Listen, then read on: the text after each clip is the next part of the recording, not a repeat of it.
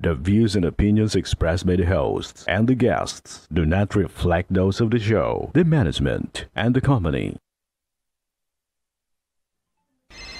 Hello, sa ako dito, tama ko oras mismo po ba ito? Mr. Martinez po ito. A-actionan po ba agad natin niya oras mismo? Tandaan niyo, ito yung dating airport.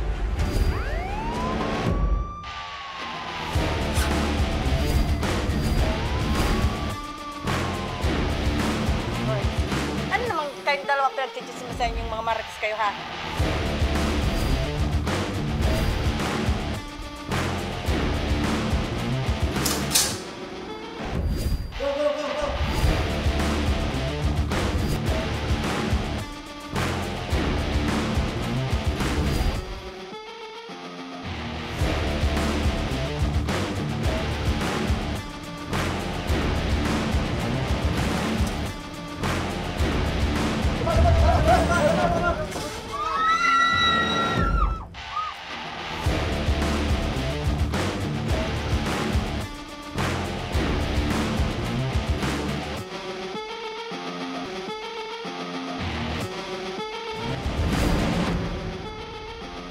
Magandang hapon sa ating mga masugid na taga-sumaybay. Live na live po tayo ngayong araw ng Martes, ika-31 ng Disyembre, huling araw ng taong 2024 at patuloy pa rin na magbibigay ng serbisyo publiko. Live din tayong napapakinggan sa 90.3 Radyo Oragon Sorsogon, 88.3 sa Catanduanes, 90.7 Legazpi City at live na rin tayong napapanood sa ating YouTube account. Napapanood rin tayo sa Congress TV tuwing alas 7 hanggang alas 8 ng gabi mula Lunes hanggang Biyernes sa Congress TV Digital Channel 14 sa Metro Manila at Channel 62 sa GMA For the Backs. At sa ating pagsalubong sa panibagong taon, atin munang balikan ang ilang mga kwentong sama-sama nating tinugunan at sinubaybayan hanggang sa maibigay ang nararapat na aksyon. Mga suliraning hindi natin isinantabi at ora mismong tinulungan. Mga karumal-dumal na pangyayaring hindi pinalagpas. Ito ang best legal stories ng Ako Bicol Tabang Ora mismo ngayong taon. Panoorin po natin ito.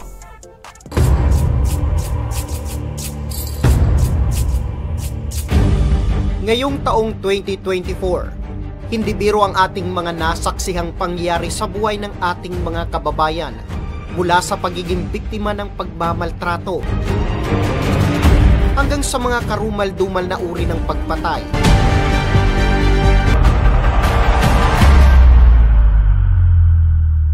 Pero yung si Daniel, hindi naman po. Wala mo po siyang anong kasalanan mo sa'yo? Hindi ko akalain na pinagtulungan pala siya. Pinaglima sila ng swimming pool. Pinaglibas? Na ang gamit, balde. Kinausap ko po yung asawa ko sa kayong hipag. Mayroon daw po silang relasyon. Oh. Sabi nga lang, yung gusto pinigay siya sa akin.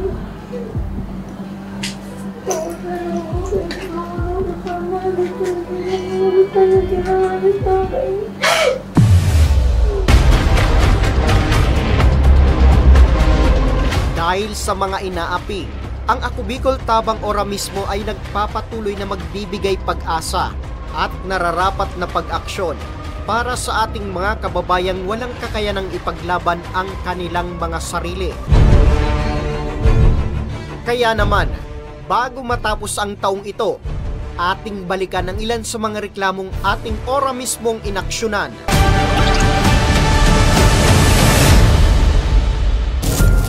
Una na riyan, ang grade 12 student mula sa Barangay Kirapi, Castilla, Sorsogon. Ito'y matapos mapagtripang bugbugin ng kanyang kabarangay na isang criminology student. Lumapit po siya sa akin. Hindi ko naman po inaasahan na gano'n kasi nakangiti po siya nang lumapit sa akin. Doon ako sa part na yun. Tapos siya dito nakatalikod. Bigla na lang pumasok yung respondent tapos inupakan siya. Bigla na lang siya nanuntok. Doon po sa nakita nyo, eto pong si Daniel talaga po yung nagsimula. Oo, siya ang nagano. Siya talaga ang umupak. Hindi yaon siya dyan. Hindi. Arugaan mo. Hindi ko spirit arugaan mo. Ako din man sabi ko ako nindo. Tamay tama. Tapos nagluwas na kami. Pero madugo na po siya. Madugo na. Pati nga ni ako, ma'am. Nang pagsuntok sa'yo, inabangan pa ng tropa mo dyan sa sa labasan. Pag-uwi. Oo nga, pero kagrupo mo yun. Ako, ayaw ko ano sa inyo, kaya nagsusurog ako digdi. Abo ko sabihin sa inyo na surog ako digdi. Ang katotohanan talaga, kamo ang nag-umpisa kang pagbubuhay kay Daniel. Kami po, pagbigaan namin lang, napusugan ng akin po. Kung ang barkada niya may ginibo, hindi naman nagmamangso. Damay siya, katrupa niya ito. Katrupa niya yan. Kasabay ang pangyari kang sinuntok si Daniel kang nibo nga, yung barkada mo, doon mismo sa away niyo. Saan ito napigay Buninda? Alin po yung mali? Dapat, dahil na sila nakaabot sa pagradyo muna, tadaymi man siya pinabayaan. Kaya lang, hindi daw kasi umaharap itong si Daniel.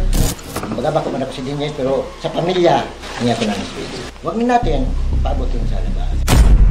So nakikiusap po si Lolo na kung pwede daw kung iharap sa inyo si Daniel, maaari bang maayos pa kayo? So desidido na kayo.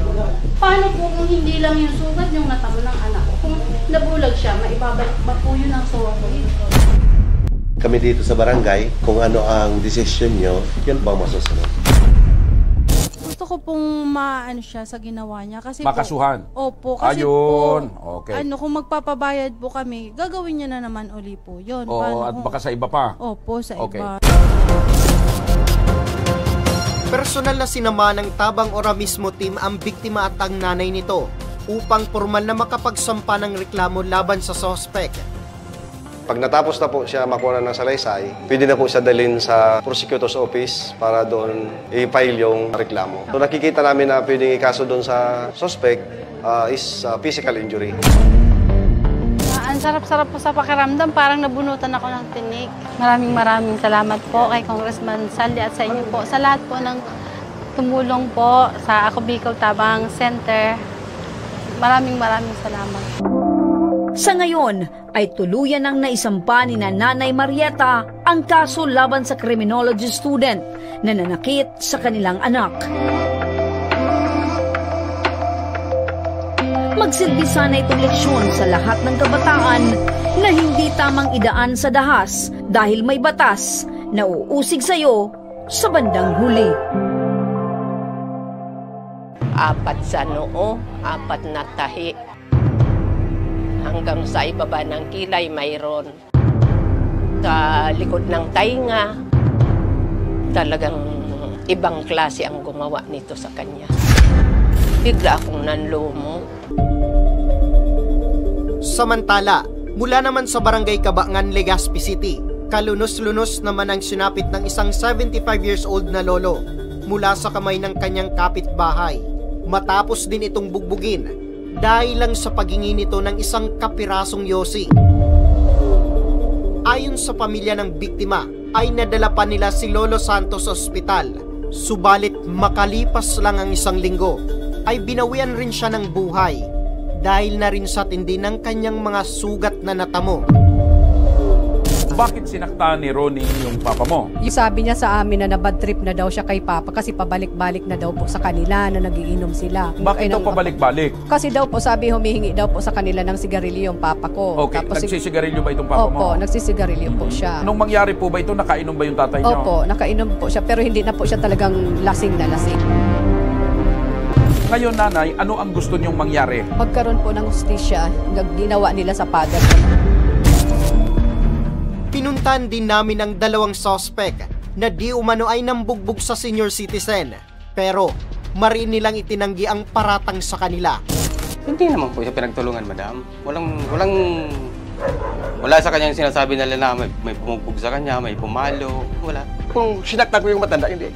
Duman po yung tatay nila, humingi sa akin ng sigarilyo. Sabi ko, mamaya na, kasi may nagutos pa kami bumili. Umalis siya, hindi nakahintay, sabi ko nga maghintay. Tapos mamaya-maya, bumalik siya, yun na yung bumato siya. Yung tinamaan nga yung kainuman ko dito sa likod. Sa sobrang inis ko, nasipa ko siya. Dito po sa likod. Sa likod. Opo. Kaya siya natumba, nagkatama siya dito. Nawala na rin ako na sobrang galit ko na rin naasar na ako nainis na ako. Pero hindi pa po ako madam lasing. Alam ko ginagawa ko. May nakakita sa kanya, 2 beses nahulog dyan. Catwalk. Dito siya madam natumba. Dito siya, tapos doon siya nahulog sa may metro na yun. Binulong ako, binuwan ko pa.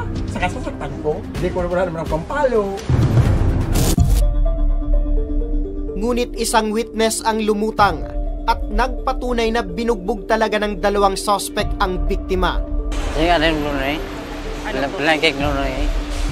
Tapos? Dada pa. Handa ka ba kuya na mag-witness para makakuha ng hustisya yung ama ni Nanay Celeste? Ngayon, maraming kulmis sila. Dahil dito ay ora mismo rin nating tinulungan ang naiwang pamilya ng biktima upang masampa ng kaso sa korte ang dalawang tinuturing na suspect. Ang murder po, ang penal po ng murder is capital penalty po yun, yung reclusion perpetua. Sobrang sakit ang nararamdaman ko. Sakit at galit ang naghahalo. Yan ang nararamdaman ko ngayon. Dahil nga namatay siya sa ganitong paraan.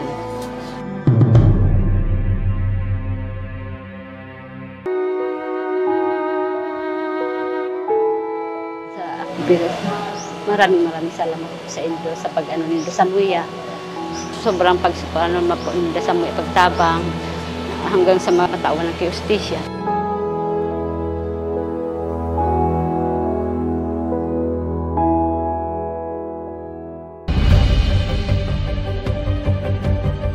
Isa rin sa layunin ng Ako Bicol Tabang Ora mismo ni Congressman Saldico ay ang matulungan ng ating mga kababayang OFW na nakakaranas ng pangmamaltrato ng kanilang mga amo. Katulad na lang ng sinapit ni Donabel na isang domestic helper sa Saudi Arabia. Ayon sa kanya, bukod sa pagiging kasambahay, ay ginagawa daw siyang kargador ng kanyang mga amo. Mga nakaraan po, bihira namin siyang makontak gawa ng kinukuha sa kanila ang cellphone. Sa loob ng 1 linggo, pinapagamit sila ng cellphone 1 beses. 5 minutes lang. Kaya nag-aalala kami, bakit hindi namin nakukontak? Pinabubuhat sila ng tubig sa galon na malaki tapos makinahon na prutas. Ang isa pa po doon, yung pinaglima sila ng swimming pool. Pinaglimas? Na ang gamit, balde. Ayon kay Elmer, ang mister ni Donabel, wala raw silang nakuwang suporta sa local recruitment agency ng kanyang asawa. Sinubukan rin naming tawagan ng agency, ngunit hindi sila nagbigay ng kahit anumang pahayag. May plate na daw siya ngayon na pitsa 12. Ang problema po doon, bakit pa kailangan kunin yung perang inilalaan niya para madala sa amin? Bakit pumayag yung asawa mo sa ganong setup? Yun daw po ang ginagawa dun sa yun daw po kailangan gawin para kaysa nga po mag-produce kami ng pambili namin ay wala naman kami talaga ibinigay na rin po niya. Kaya naman ang reklamo ni Elmer ay hindi nating pinalagpas.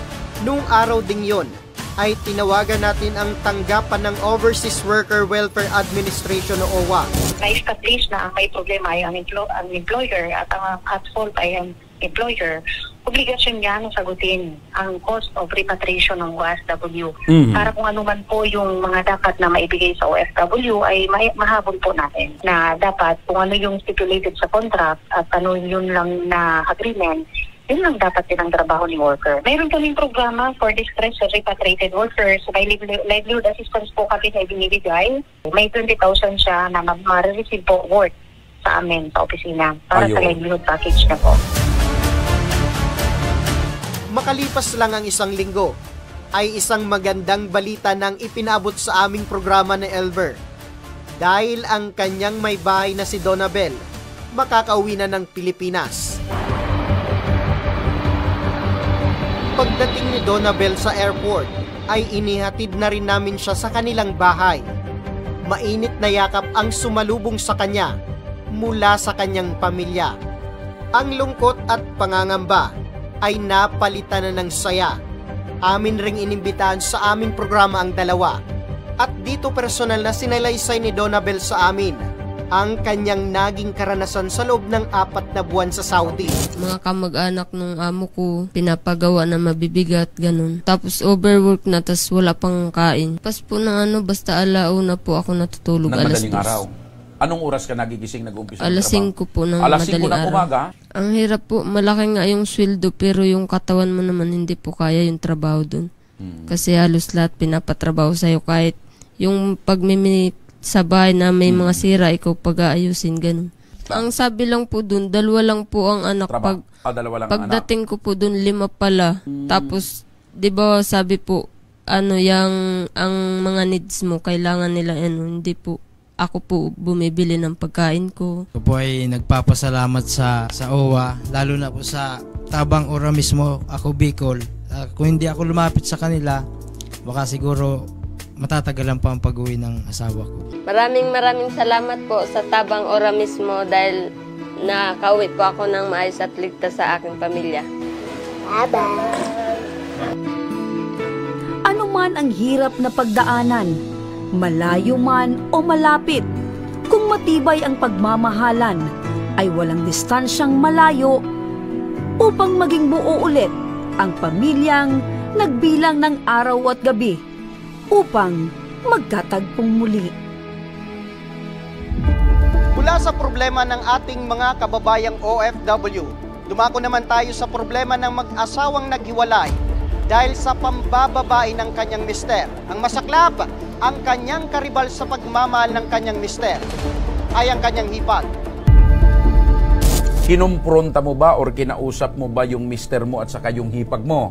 Kinausap ko po yung asawa ko sa yung hipag. Anong sabi mo sa kanila? Sabi ko sa kanila na itigil na po yung mga Hindi, pero tinanong mo muna sila kung mayroon talagang nangyayari. Opo. Anong sabi? Mayroon daw po silang relasyon. Oh, may relasyon. Inamin nila sa'yo. Tapos, nung inamin sa'yo, ano na pong sinabi mo? Tapos, ano naman yung sagot nila nung pagsabi mong itigil na? Sabi nung babae po, yung hipag ko, sabi, titigilan na daw po. Oh, pero, hindi tumigil. Hindi po. O ito logang matindi, partner. Oo. Nang dahil sa pag-ibig. Hamakin ang lahat, Oo, partner. masunod lamang yung pag-ibig. Masunod lamang yung pag-ibig at kalimutan kung ano yung nasa batas. Alan, bakit mo naman ipinagpalit itong si Manilyn dyan kay Gemma? Ewan ko po kasi ito na nangyari. Sino bang mas maganda sa kanila, Alan? Yung totoo. Wala naman po siya maganda. So, matanong ko lang, Alan. Alan, kasal ka ba dito kay Manilyn? Opo, sir. Okay. At yung kasama mo ngayon na hipag mo, kasal din sa mister niya? Opo. Ayun. Alam mo bang illegal at bawal yan? Opo, sir. Alam ko po, sir. Maliban pa rito, ay isa pa sa nirereklamo ni Manilyn sa kanyang asawa, ang hindi pagbibigay ng sapat na sustento. Ang ibinibigay daw kasi ng kanyang dating mister ay hindi naman sumasapat sa pag-aaral ng kanilang 2 anak. Ang 5 po na pinapadala ko dyan per week, sa estimate po, tama lang yan kasi elementary pa naman yan eh. Kaya pinag-iipunan ko yung paglaki niya, pagkaalis niyan. So sa tingin mo, Alan, yung 6,000 isang buwan ay sapat? May bigas pa yan, sir eh. May bigas pa maliban sa anim na. Upang malinawan ng mag-asawa para sa kanilang problema, kinausap na namin si Attorney Gisela Quiamno, ang public attorney ng Legazpi City District Office 2. Dito ay ipinaliwanag ni Attorney Quiamno ang karapatan ni Manilyn bilang legal na asawa. Based po doon sa ninarate niyo po sa akin na mga facts is clearly violation po yan ng batas. Opo. Then specifically, pwede po yun pumasok sa RA 9262, yung Violation Against Women and Their Children Act. And also, kung another case is sa concubinage under the revised penal code. Opo. So, bali 2 po ang violation. Ano po ang kaparusahan sa ganyang mga kaso, attorney? Definitely, may kasama po yan na imprisonment sa 9262 and also sa concubinage. And hindi lang po yung si Alan ang pwedeng kasuhan ni ma'am, kundi pwede po niyang madamay yung hipag niya sa kaso.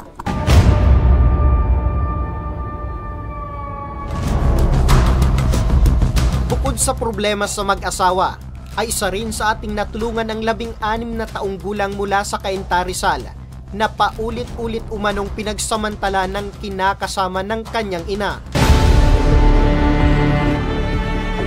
Ang isang insidente ng muntikan ng pangalay sa dalaga, nakunan pa ng cellphone video. Dahil dito, ay humingi na sila ng tulong sa Ako Bicol Tabang Ora mismo ni Congressman Saldico. Madaling araw po yun, magpa-5. nakita ko po yung asawa ko na habang katabi po yung anak kong si Rachel, na nahawakan po yung ari niya, ng anak kong si Rachel. So, hindi ka napansin ng mister mo? Hindi niya nahalata na nandoon ka na? Nagbibideo ka na? Hindi niya po nakita kasi po, nakatalikod po siya noon. Nakaharap po siya doon, tinitingnan niya po yung ari ng anak ko habang hinawakan niya po. Grabe ito. Dati po, nabanggit niya na po yun sa akin na ano nga daw yung papa niya, inano siya. Pero po, ngayon lang po, siya ako naniwala, nakita ko po sa mata ko po mismo. Ang aming team, mabilis na kumilos para i-rescue ang 16 na taong gulang na dalagita at ilayo sa poder ng kanyang amain. Kasama ang team ng MSWDO ng Calabanga sa Camarines Sur, ay agad kaming tumulak papuntang Cainta, Rizal.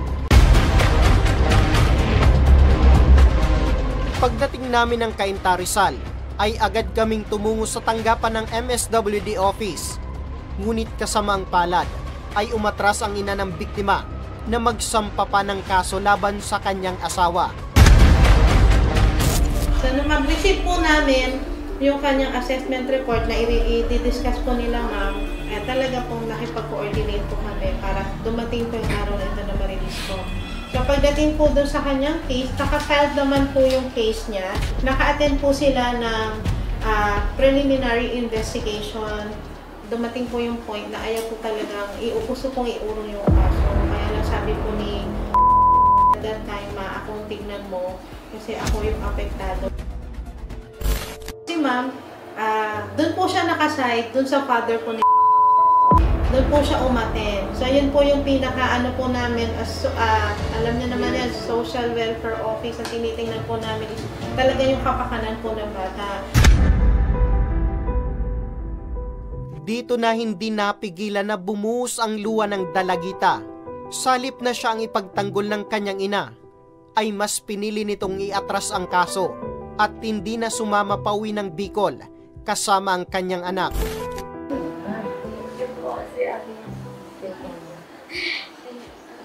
Support ako po dahil kasi mama lang yun.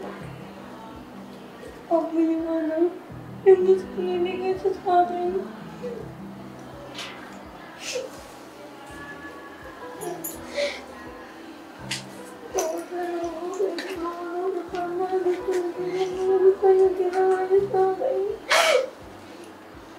Gusto ko sana marinig, ma'am, kung kailan kayo susunod doon.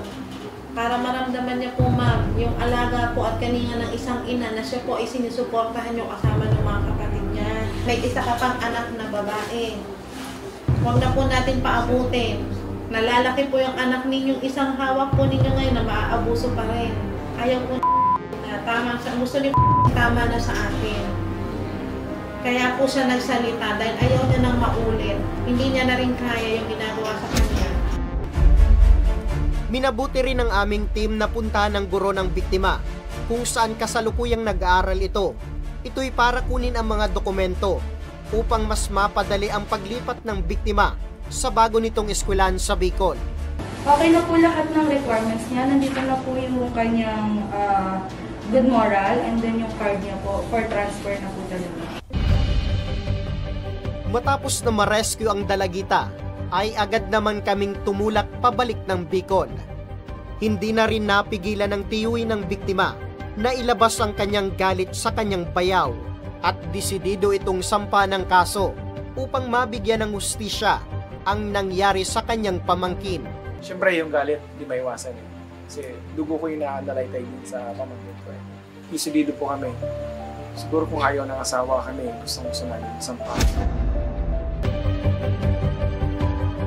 Nagpaabot rin ng tulong ang Ako Bicol Party List sa pag-aaral ng biktima. Kung siya ay papasok ng pag-aaral at siya ay magta-transfer na dito, so bibigay din natin yung educational assistance sa bata. Kung ano pang pwedeng maibigay na tulong para sa bata na nasa programa natin, mga naserbisyo natin, ibibigay natin yan para yung trauma naman ng bata sa nangyari sa kanya, makakatulong yun na mayroon palang Ako Bicol Party List na tumutulong, mayroong LGU ng bayan ng Calabanga na tumutulong, mayroong Ako Bicol Tabang Ora mismo at marami pang tao na pwedeng tumulong sa kanya para maibsan yung bigat na nararamdaman ng bata. Ako Bicol Party List, kay Congressman Saldico, kay Congressman Dumalon po. Thank you so much po. Panawagan ng otoridad na laging bantayan at patnubayan ang kanilang mga anak. Mas mabuti rin na ipaunawa sa kanila ang mga bagay-bagay upang hindi maabuso ng mapang-abusong tao. Kung sakali man na mabiktima nito, ay agad na ipaabot sa kaalaman ng otoridad upang mabigyan ng nararapat na aksyon. Sa pangunguna ni Congressman Zaldico, ang Ako Bicol Tabang Ora mismo ay laging bukas sa tandang tumugon sa lahat ng nangangailangan ng tulong pagdating sa problemang legal. Magpadala lang ng mensahe sa aming social media account o kaya naman personal na pumunta sa aming tanggapan sa Embarcadero de Legazpi sa Legazpi City.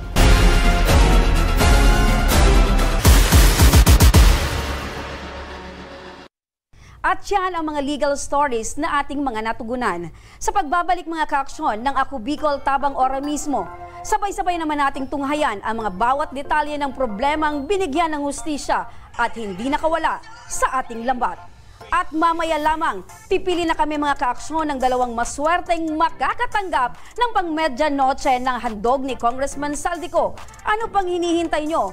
Manood na kayo at comment na ng inyong mga reaksyon tungkol sa inyong napanood. Kaya huwag kayong bibitaw dahil magbabalik pa ang Tabang Ora mismo.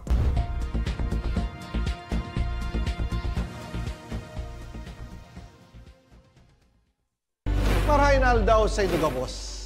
Ang aldaw na ini ay para sa Indo, para sa tuyang mga kababayang Bicolano na nangangaipuhan kan kalinga, asin manlain-lain na medikal na serbisyo. Ini po ang sa tuyang dalan para makapaghatod kan serbisyo maski guraano ini karayo o karani ang sa indong kinamumugtakan. Ang Tarabangan Caravan ay saro pong inisyatibo kan Ako Bicol Party List na igwang layunin na darahon ang serbisyo medikal asin dental direkta sa saindong mga komunidad. Aram po niya to na daigabos may kakayahan o pagkakataon na makaduman sa ospital o klinika. Kaya't kami na po ang nagrarani sa Indo. Kaibahan ang matitibay na doktor, dentista, medical personnel, asin mga volunteer kan Ako Bicol Party List. Libre po gabos ang serbisyo medikal, dental, laboratory, asin mga bulong. Wala po kamo na dapat ihadit sa gastusin ta ini ay para sa indong kalusugan. Kaiba taman po ang satuyang programa ang libreng gupit asin masahe para sa satuyang mga kababayan. Maliban digdi may local recruitment activity man kitang unyan. Ini po sarong biyaya para sa satuyang mga kababayan na nag-aanap kitrabaho.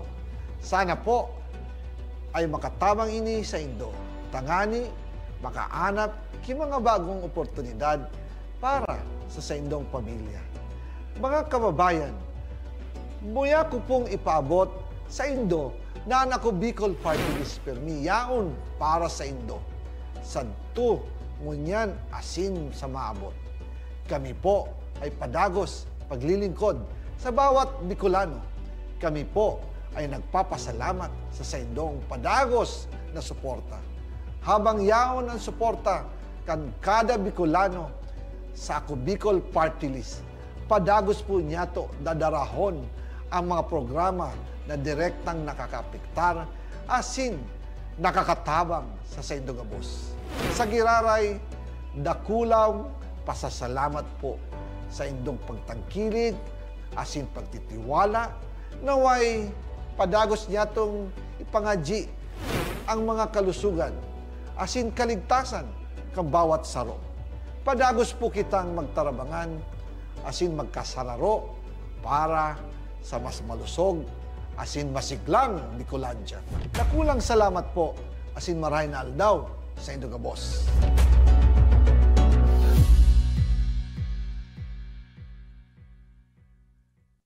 Daan-daan na po ang mga nakapagtapos at may mga kanya-kanya ng propesyon.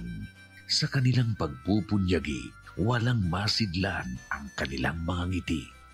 Yun at sa Gabos, nagpapasalamat po ako sa AKB.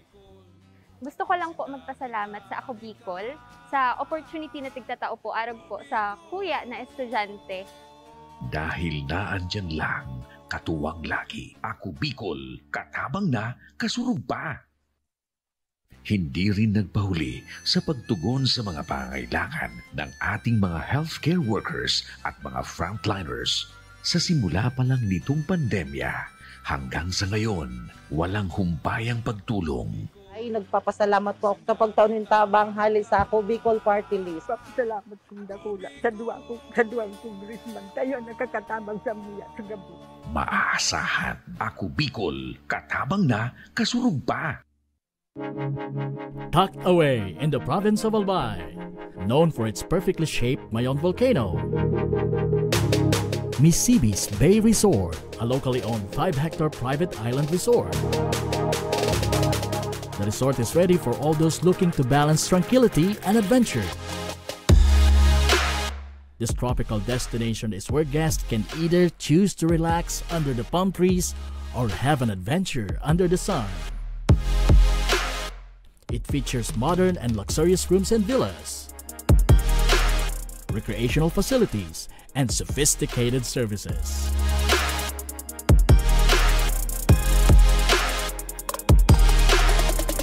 Come and experience Misibis Bay Resort, your tropical island getaway.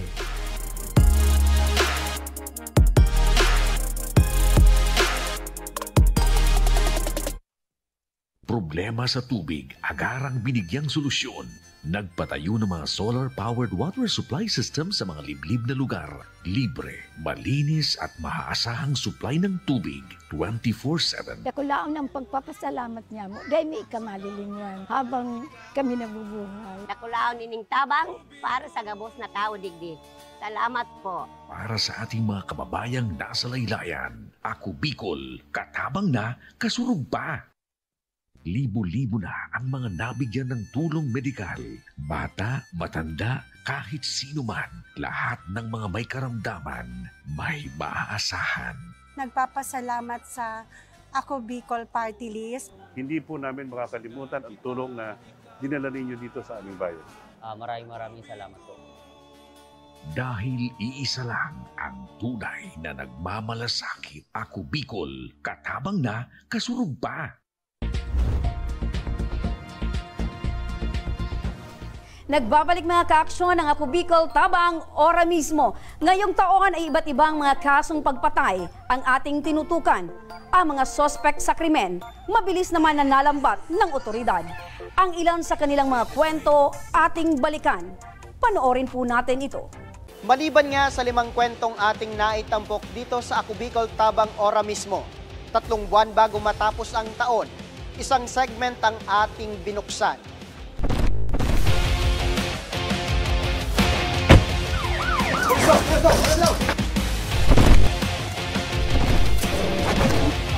Sa karuman-duman na kriminero. Ako si Nomer Corporal at ito ang Damban.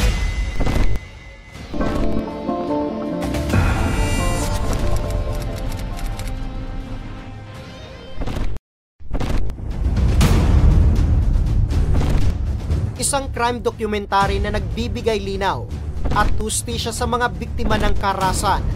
Dito ay aming sinasalaysay ang mga totoong pangyayari.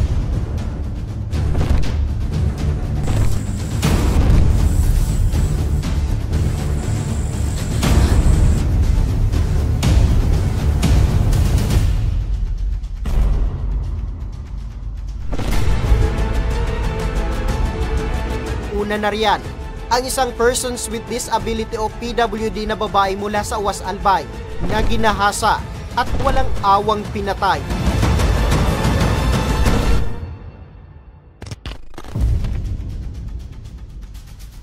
Andun na daw sila sa madilim na lugar, malapit na sa crime scene. Bigla na lang daw sinuntok ni legal age si victim sa tiyan, sinikmuraan. Tapos, Yun nga, ang nauna daw na ng rape ay victim si minor. Patient, ang dami niyang hematoma, tapos positive po sa rape, malalata, ang dami niyang sinuntukan po sa thigh, sa tiyan. Saan daw po nakita yung biktima and kamusta yung kalagayan ng biktima? Dito namin nakita yung biktima. Pagdating namin, dito namin siya nakita. And then natatakpan na po siya ng dahon ng saging kasi nga po wala po siyang saplot pambaba, nakabuka ka. Kaya yung mga nauna dito nakita, tinakpan na muna siya ng saging. Hindi nila binuhay. Hindi na nga marunong magsalita. Pinatay pa nila. Sa agarang aksyon ng PNP, ay agad na nalambat ang dalawang sospek at nasampahan ng kasong rape with homicide.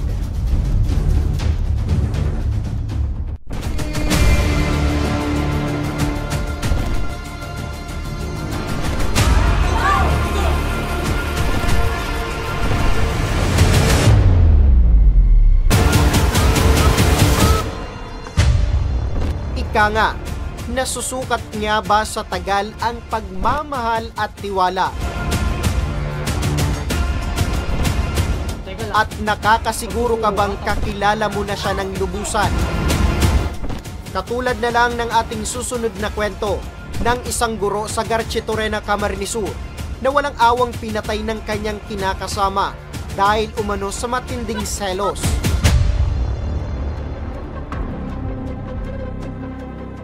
Ang pagsiselos na akala ay hindi magtatagal, humantong sa pananakit sa kanya.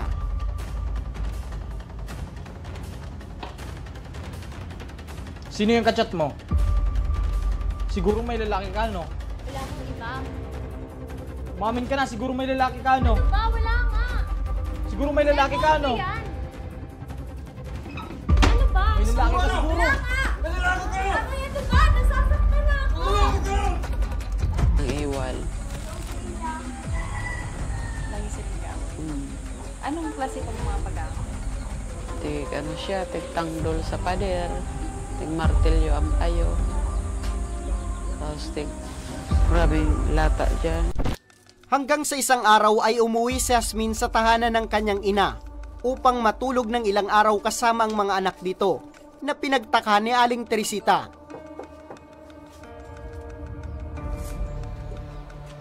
Bakit kayo nandito? Dito po muna kami, Nay. Ano ba, nag-away naman kayo ni Lito? Hindi po, Nay.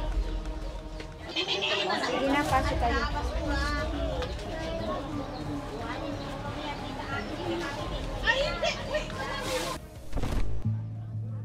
Makalipas ang ilang araw, bandang 1:00 ng hapon, tumigil ang motor ni Lito sa tapat ng tindahan nila Aling Teresita, kung saan nagbabantay noon si Yasmin.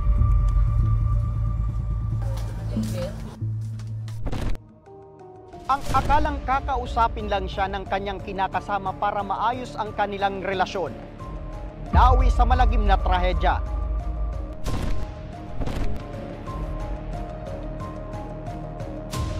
Nagbangayan umano ang dalawa at naging mabilis ang mga pangyayari dahil agad umanong inilabas ni Lito ang kutsilyo at doon pinagsasaksak ang biktima habang nakaupo.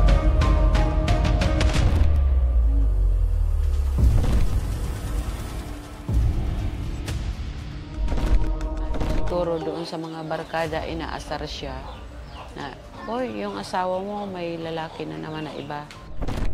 Pagkatapos ng krimen ay agad na tumakas si Lito gamit ang kanyang motor. Sinubukan pa umanong habulin ito ng pamilya ni Yasmin, pero mabilis itong nakatakbo. Dahil sa pangyayaring ito, naglabas ng pabuya ang LGU Garchitorena kung sino ang makakapagbigay alam kay Lito. Kasi wala ng anak ko. Gusto ko mawala ng pangalan niya sa isip ko. Kasama ng anak ko. Kaya sana, bahala na ang Diyos. Ang Diyos na ang bahala sa kanya. Balikan din natin ang kaso ng isang padre de pamilya.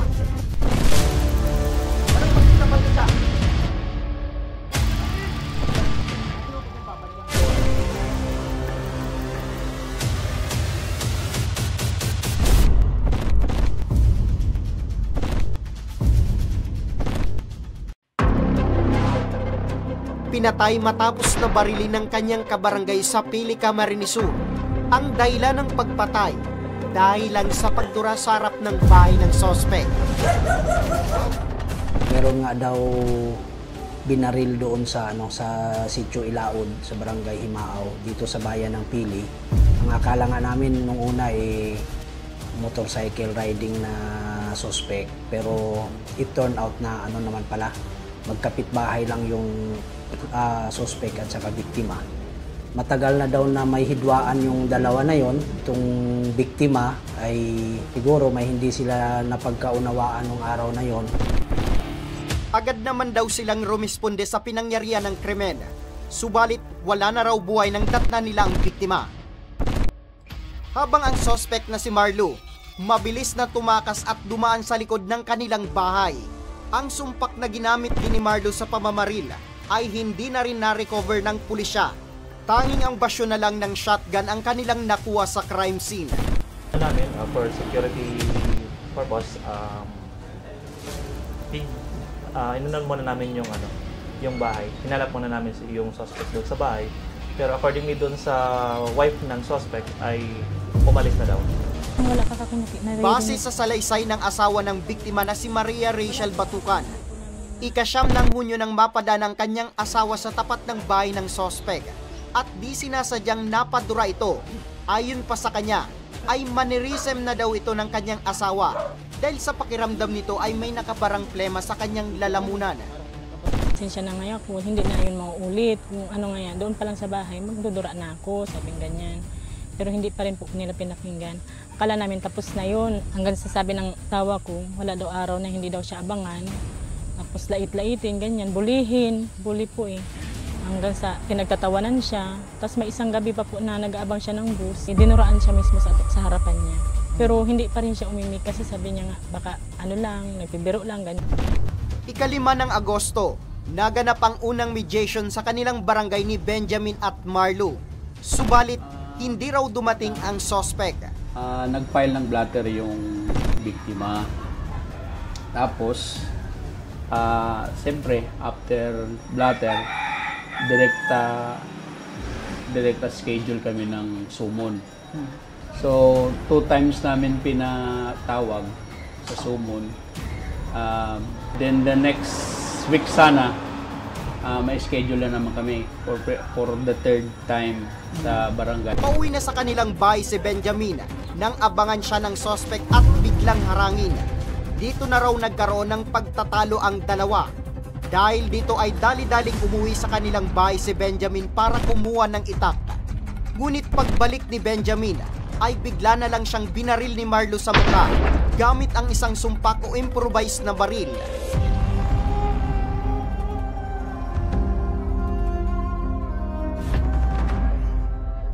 Kasi nga sa tingin niya ay nalagay sa peligro yung buhay niya, parang nag-self-defense lang siya. So ginamit niya yung improvised firearm na yon at pinutukan niya sa mukha yung biktima. Kaya nga po ang tinanggap lang na kaso sa piskal nung nag-file kami ng kaso ay homicide lang kasi nga may heated argument kasi sila prior nung insidente. Purman lang nasampahan si Marlo ng kasong homicide, ngunit nakapagpiyansa ito para sa kanyang pansamantalang kalayaan habang dinidinig pa ang kaso sa korte. Bail lang siya, may temporary freedom lang siya, pero pag once na pinatawag siya ng korte ay kailangan niyang magpakita kasi kung hindi, malalabasan po siya ng tinatawag na alias warrant. Magkakaroon siya ulit ng panibagong warrant of arrest. Yun ang panawagan namin na sana patuloy na maging responsible yung mga barangay officials natin, lalong-lalo na kung ang kaso ay pa lang nila, within the jurisdiction pa lang ng barangay, dapat maiayos na nila para nang sa gayon magkaroon na ng magka-reconcile yung mga both parties nang hindi na humantong pa sa tulad ng ganito, nagkapatayan pa. Sa bayan naman ng Santo Domingo, Albay, nito lamang Nobyembre,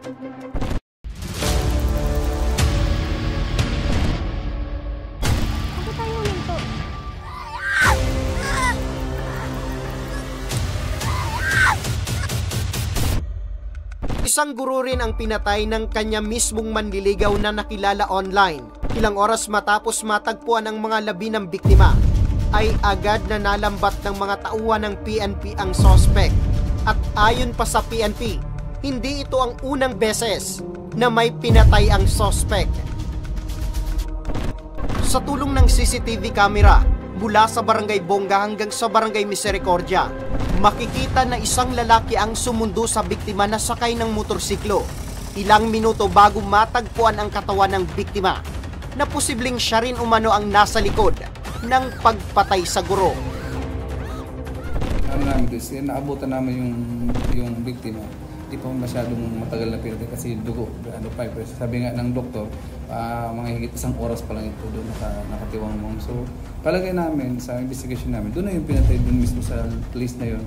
Tuloy na pag-iimbestiga ng pulisya ay dito na nila napagtagpi-tagpi na ang Ryan na huling kausap ng biktima ay walang iba kundi ang 28 taong gulang na si Ryan Catorza at isang criminology graduate at nakatira sa Barangay Jess Bakakay, Albay. Ayon sa mga nakuhang salaysay ng PNP, nagkakilala si Ryan at ang guro sa isang social media application. 1 buwan na rin umano na nag-uusap ang dalawa online. Mabilis din daw na nakuha ni Ryan ang loob ng biktima matapos siyang mag-donate ng dugo para sa operasyon ng ina ni Darrell. Sigurado ako. Na allegedly yun po ang pinaka number 1 na person of interest namin. Nakita rin po siya ng kapamilya na sinundot niya, tuloy naka-helmet siya pero kilala siya. Kasi base sa kapatid ng babae is parang naniligaw yata ito sa biktima, itong lalaking ito. Tinanong ko yung kapatid kung talaga bang sila na, sabi ng kapatid, nililigaw pa lang naman. Hindi nabasa naman namin yung mga conversation. Hindi pa naman talaga sila. Siya lang naman ang possessive. Kumbaga mayroon siya mga sinasabi na ayaw ko nang mag-interview ka ng ibang manliligaw. Kumbaga possessive siya masyado. Parang gusto niya kaagad kontrolin yung nasamantalang. Hindi pa naman daw yung talaga, hindi pa man sila wala namang kasalanan, wala namang kaano ng babae. Ang bait-bait. Wala namang dapat para patay. Wala namang hindi naman nalalaki. Wala naman hindi ko namin suselos ba o kasi masyadong mas ang utak yung lumalabas sa investigasyon ng PNP na habang sakay ni Ryan si Darrell sa motorsiklo ay bigla niyang kinanan sa Barangay Misericordia ang kanilang sinasakyan. Matapos nito ay dito na raw isinagawa ng suspect ang karumal-dumal na pagpatay kay Darrell.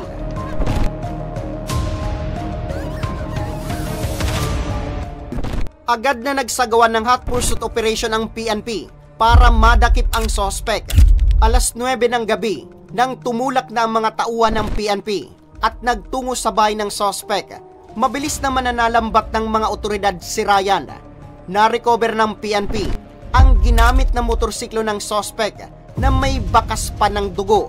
Habang si Ryan naman ay nakitaan ng mga kalmot sa kanyang katawan. May mga traces pa doon. Naabutan mo nga yan. Yung daming dugo ng kamay dyan, tinago-tago pa sa amin. Pag nakita ko, ang daming dugo, sabi ko, tapos yung motor niya pa, yung mga dugo pa, yung mga putres, ibig sabihin. Kumbaga, at saka yung kumbaga, talagang morally convinced kami na siya na talaga yun. Kasi yung helmet, tinago niya, nakuha namin yung helmet na gamit niya, at saka yung helmet sa tinapo niya, dalawa, para eksakto talaga sila magkasama dalawa. Yun kay Police Captain Burhal, taong 2019, nang mapatay din niya ang kanyang nobya. Ngunit nakalaya din siya matapos na makapagpiyansa at maareglo ang pamilya ng biktima.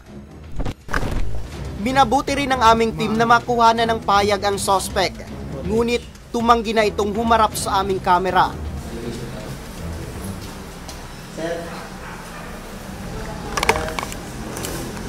Pwede kami makauli ka naman.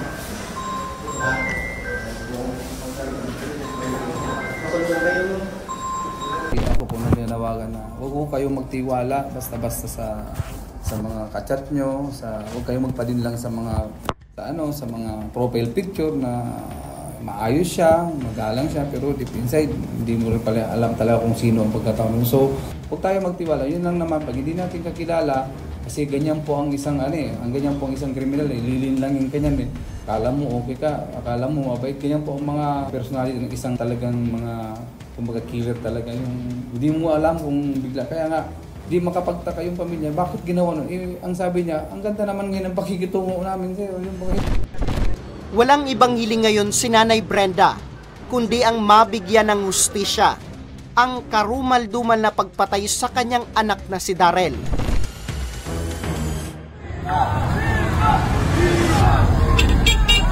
At ang huling kwento ay ang nangyaring pambubugbog ng 4 na kalalakihan sa isang boyadores habang nasa kasagsagan ng translasyon para sa kapiesta ng Inang Peña Branch sa Naga City.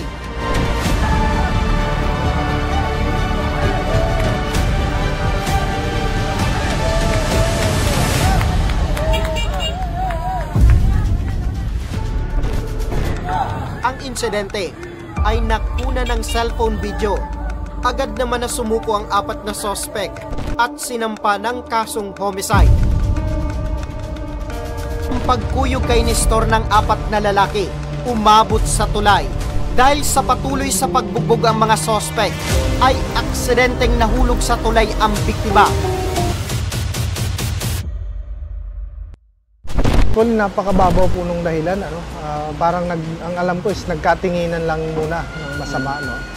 So kaya lang, dahil na sa impluensya ng alak, siguro yun ang common denominator na pabugso-bugso yung mga desisyon and nawi po sa suntukan. Naidala pa sa ospital ang biktima, ngunit idineklara itong dead on arrival. Kas na po itong biktima natin na si alias Nestor. Unluckily na natisod. No? Natisod po siya. Tapos tumama daw yung ulo sa isang tubo bago po ito nahulog doon sa ilog. So, nagresulta na po yon sa kanyang pagkalunod. Tapos ang akala ko nun, sir, hindi siya lalabas ng umagang yun. Sabi niya, mga ano na daw po, mga hapon-hapon na daw po siya aalis. Nagtaka ako nun, sir, na lumabas siya, nakadamit na siya, sir, ng pang-ano. Tapos naglagay na siya ng Viva La Virgen, sir. Yun na, nagtataka na ako, sir, na usually pag nagsasabi yan, magapala man yun sa akin, alis na ako, ganun lang. Pero panay kaway-kaway na talaga siya sa akin. Tapos nag-flying kiss na siya. Kahit sa mga anak ko, bago siya umalis nun, sir. May nakapagsabi po na kamukha daw siya ni Junjun, yan niya pong namatay. Sabi naman ng anak ko, syempre po kasi papa ko. Yun na po yung sinabi na, sabihan mo nga yung mama mo, pumunta ng BMC, sa hospital nga po. Kasi may nahulog nga daw po sa bridge. Yung pagpunta ko po ng hospital noon, na-confirm ko po na siya po talaga ito. Sakit, sir, tapos iyak na po ko ng iyak nun, sir. Di po ako makapaniwala na siya po palang talaga yun. Kasi usually po, yearly niya po talaga ginagawa niya sa translasyon niya, magbuya. Sinasabi niya nga po na yung 4 na nasa social media ngayon na viral ay lumapit na sa kanya para mag-surrender. So, pinapunta natin po dito sa Police Station 1 and pre-assess natin yung all documentations para sa pag-file ng case. So, sila na pong bahala magdepensa sa kanya-kanya nilang version and kung makonvince nila ang court na wala silang kasalanan. Subalit ayon sa record ng barangay, ay wala naman silang kinasangkutan na iba pang gulo. Mga normal tao lang yan dito. Wala naman sinasabi na mga problema sa situations ng mga maukonsider sila ng mga masasamang tao. Hindi naman ganon. Siguro kung meron naman, mga slight situations lang siguro. Wala naman na yung mga masasamang tao sila. Normal na mga kabataan lang. Mahirap man daw ito para sa kanilang mag-iina. Paunti-unti pa rin nilang tatanggapin hanggang sa maghilom ang malalim na sugat na iniwang bangungot na ito sa kanila. So yan mga kaaksyon, sa susunod na taon, marami pa po kayong dapat abangan ng mga dokumentaryo base sa totoong pangyayari. Magbibigay hustisya sa mga biktima ng krimen at pananagutin ang mga nasa likod nito. Maraming salamat mga kaaksyon sa walang sawa at patuloy niyong suporta sa amin. Sa muli, sa ngalan ng aming programang Tabang Ora mismo ni Congressman Zaldico, ako si Nomer Corporal at ito ang Lambat.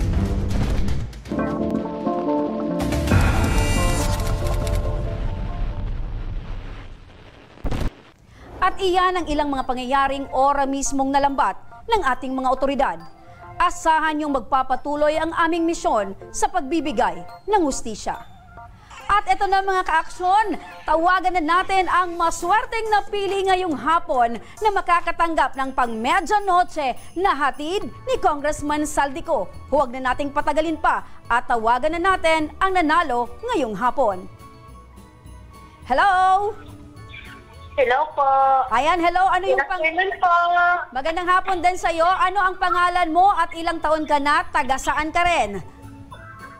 Angelina Magdaong po, 27, taga Iriga City, Camarines Sur po. Ayun, taga Iriga City. Nanonood ka ba ngayon mismo ng ating live? Opo, ma'am. Okay, so gusto kong malaman ano ba yung hanap buhay? Okay, maraming salamat. Ano ang iyong hanap buhay ngayon? Ikaw ba ay nag-aaral or may trabaho na? Wala pong trabaho. Wala pong trabaho. Pero nag-aaral ka pa or hindi na? Hindi na po. May asawa na po at may anak na din po. Ayun, may asawa ka na at may anak ka na. So ilan ba yung anak mo? Dalawa po. Dalawa. Kumusta naman yung pagsasama nyo ni Mister? Masaya naman? Okay naman po. Ayan. So ngayon, dahil ikaw ay nanunood, alam mo ba kung bakit ka namin tinawagan? Opo. Ikaw ay tinawagan namin. Bakit? Isa po sa maswerteng napili. Ayun, dahil dyan, ikaw ang maswerteng napili ngayon na makatanggap ng 1,000 piso. Ayan. Thank you po. Ayan, maligayang bagong taon para sa inyong pamilya. Saan mo gagamitin itong 1,000 pesos? Sa pangbili po ng bigas, ng groceries po, ng gatas. Ayun, congratulations. Meron ka bang mensahe para kay Congressman Saldico? Mensahe mo sa ating mga tagapanood ng programa. Thank you po, Congressman Saldico. Advance Happy New Year po and advance Merry Christmas po. Ayan. Sana marami ko po kayong matulungan. Ayan. Thank you po, ako Bicol, Tabang Ora mismo. Alright, wag mong ibababa yung telepono dahil bibigyan ka namin ng detalye para malaman mo kung paano mo matatanggap itong iyong napanalunan mula sa aming programa at kay Congressman Saldico. Sa muli, maraming salamat sa iyo. Salamat din po. Thank you po. God bless po. Eto naman mga ka-aksyon, dumako naman tayo sa ating pangalawang winner of the day. Ayan, abang-abang na mga ka-aksyon. Hello! Hello! Hello po. Ayan, ano yung pangalan mo at ilang taon ka na? Hello po. Hello po. Yes, hello. Napapakinggan mo ako? Opo. Alright, opo. so... Marilu Basa po. Marilu Basa, ilang taon ka na? Taga saan ka? 48 years old po. Purok 5, Gabawan, Daraga. Ayan, 48 years old ka na pero yung boses mo parang 22 ka lang. Thank you, ma'am. Ayan. Sobrang ayan. Nanonood ka ba ngayong sa aming live? Opo, ma'am. Opo. Okay. So, ikaw ba ay may hanap buhay or talagang ikaw na lang yung nasa loob ng bahay para alagaan yung mga anak mo? Ma'am, bali tigil po ako sa trabaho kasi may sakit po akong myoma at saka ovarian cyst. Bali, ang breadwinner ko po, yung panganay ko po, 2 po ang anak ko. Opo. So, yung anak mo, yun ang nagsisilbing katuwang mo para, syempre, yung mga pangangailangan nyo sa pang-araw-araw. Opo. Si Mister, kumusta naman? Wala. Ang widow na po ako. Ayun. So, mag-isa mong binubuhay yung mga anak mo. At ngayon, meron ka pang sakit. Opo. So, manatili lang na malakas yung pananampalataya, para kahit anong problema, kakayanin lang. Thank you po, ma'am. Namatay po, ma'am, yung asawa ko, yung panganay ko, grade 6. Ay, opo. So, alam niyo po ba, Nanay Marilu, kung bakit ka namin tinawagan? Opo, ma'am. Nanalo po ako. Sigurado ka? Nanalo ka? Opo. Ayan. So, congratulations, Marilu, dahil dyan, ikaw ang aming napili ngayong hapon na mabigyan ng 1,000 piso. Wow, thank you po, ma'am. Thank you po, ma'am. May pandagdag na po sa Noche Buena. Thank you po. Ayan. Congratulations. Maligayang bagong taon sa iyo, Marilu, at sa iyong pamilya. Opo, salamat po. Maraming salamat po kay Congressman Saldico, sa lahat ng staff ng Ako Bicol, Tabang Ora mismo. Maraming salamat po, ma'am. Hindi ko po talaga akalain, ma'am. Thank you so much po. Opo, masaya po kami, Nanay, dahil kayo po yung napili ngayong hapon na mabigyan ng aming maswerteng handog ni Congressman Saldico. Nanay Marilu, huwag niyo pong bibitawan or papatayin yung tawag, dahil kakausapin pa kayo. Ma'am. Thank you po, Ma'am Remy. Thank you po. Opo, kakausapin pa po kayo ng aming staff para malaman niyo po kung paano niyo pong matanggap itong inyo pong napanalunan. Opo, ma'am. Thank you po. Thank you. Opo. At iyan ang dalawang maswerteng nanalo ngayong hapon. Maligayang pagsalubong sa bagong taon, mga ka-aksyon. At patuloy pa rin magbibigay ng serbisyo publiko ang aming programa. Kaya sa mga nais humingi ng tulong sa aming programa, panoorin po natin ito. Sa may mga problemang legal at medikal na nais humingi ng tulong sa ating programa, maaari po kayong magsadya sa aming tanggapan sa ground floor Embarcadero de Legazpi, Victory Village, Legazpi City. Bukas po ang aming tanggapan mula Lunes hanggang Sabado, alas 8 ng umaga hanggang alas 5 ng hapon. Sa mga nasa Metro Manila naman po at kalapit na lugar, maaari rin po kayong humingi ng tulong sa Action Co Center sa North Wing ng Batasang Pambansa. Magpunta lamang po kayo tuwing araw ng Lunes, alas 8 ng umaga hanggang alauna ng hapon. Para naman sa mga taga Caloocan City, bukas na rin ang ating Action Co Center sa Barangay 175 Multipurpose Hall, Caloocan City tuwing Miyerkules, mula alas 10 ng umaga hanggang alas 12 yan ng tanghali, mga kaaksyon. Maaari na rin po kayong magtungo sa Ako Bicol tabang ora mismo ni Congressman Saldico sa Camarines Norte, sa Provincial Capitol Building, Barangay 3, Daet, Camarines Norte. At para naman sa mga taga Camarines Sur, maaari na rin po kayong dumulog sa Zone 2 Tagungtong, Gowa, Camarines Sur. Bukas po ang aming tanggapan mula Lunes hanggang Biyernes, alas 8 ng umaga hanggang alas 4 ng hapon. Maaari din po kayong magpadala ng inyong mensahe sa aming official Facebook page na Ako Bicol tabang ora mismo. Kahit anong reklamo ay amin pong tinatanggap. Huwag niyo rin pong kalimutan i-follow ang aming mga official social media account sa aming Facebook account, YouTube at TikTok account, Ako Bicol tabang ora mismo. At sa ating pagsalubong sa bagong taon, isang pagbati mula sa amin. Pasok, tabang ora mismo team!